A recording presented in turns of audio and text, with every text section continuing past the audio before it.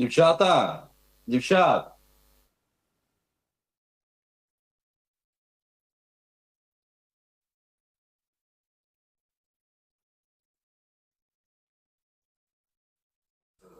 Быстро до медиацентра.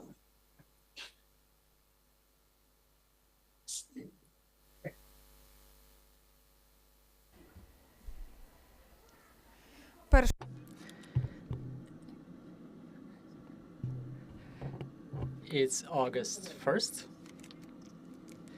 Ukraine Media Center continues its operation, and now we will be talking about the harvest campaign, about the amount of crops already harvested, and its potential amount. Joining us online is Dmytro Solomchuk, People's Deputy of Ukraine, member of Parliamentary Committee on Agrarian and Land Policy.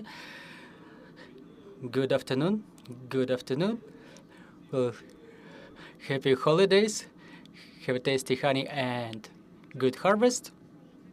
So let's talk about this year's harvesting campaign. What is the amount of crops that was already harvested, and what is the expected amount, and how does it correlate with the planned amounts?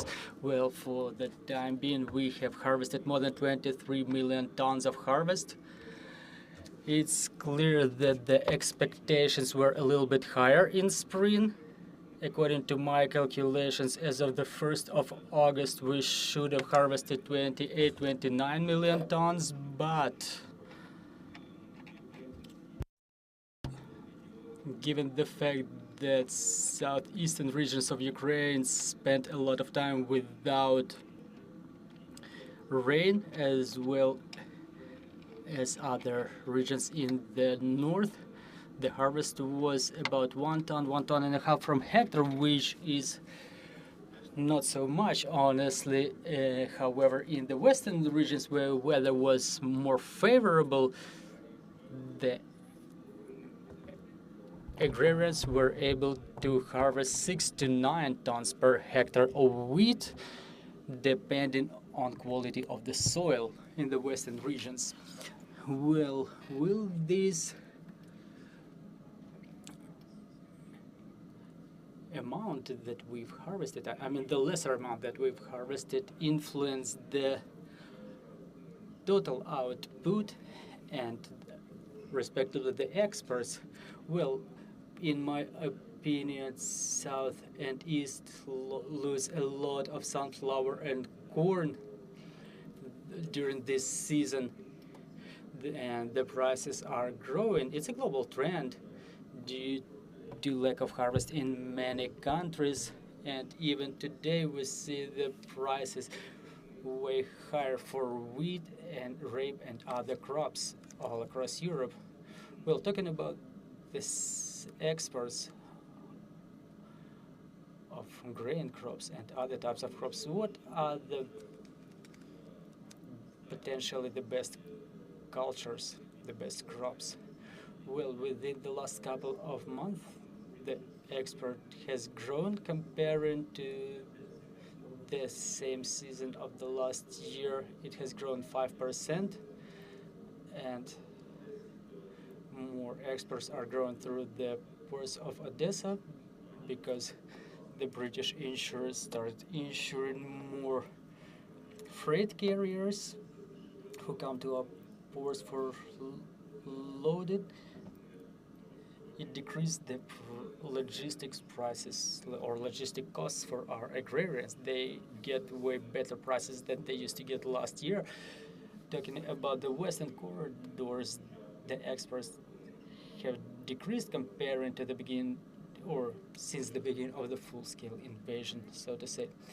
And talking about the humanitarian sea corridor, what is the percentage of agricultural products being exported through the sea, through the ports of Odessa? And you've mentioned that the agrarians were able to increase the amount of exports through the sea. So what is the percentage, what is the rate of growth?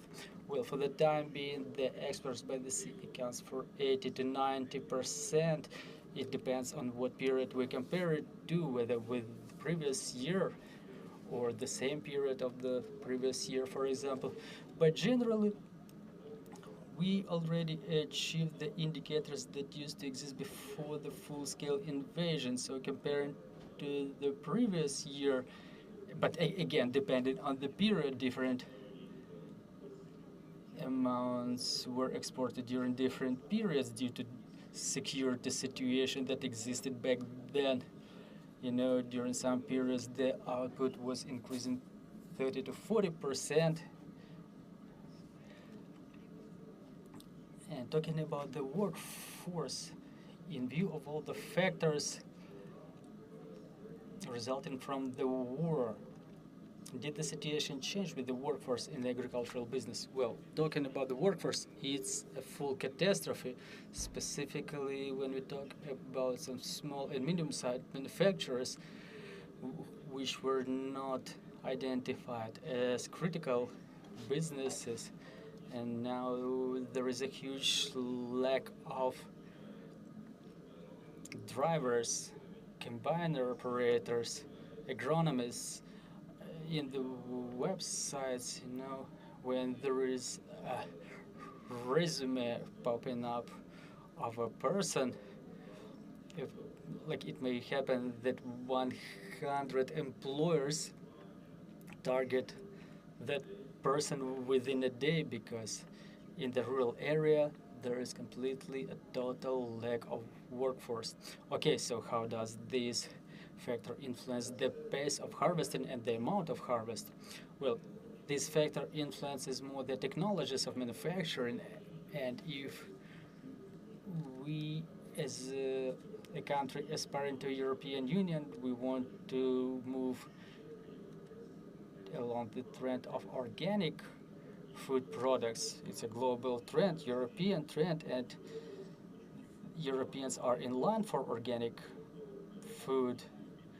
And in this sector, we cannot make it without additional workforce, because it requires additional processing of the crops many times. So we cannot develop in this area, in this sector, without additional workforce, without farmers. It's absolutely impossible.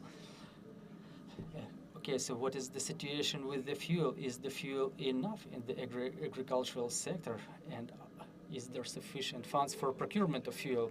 Well, the fuel is sufficient, and again, talking about money, if it's central Ukraine or eastern Ukraine, given the amount of harvest existing for the time being, I mean, summer campaign is almost through, so the funds for procurement of fuel are sufficient.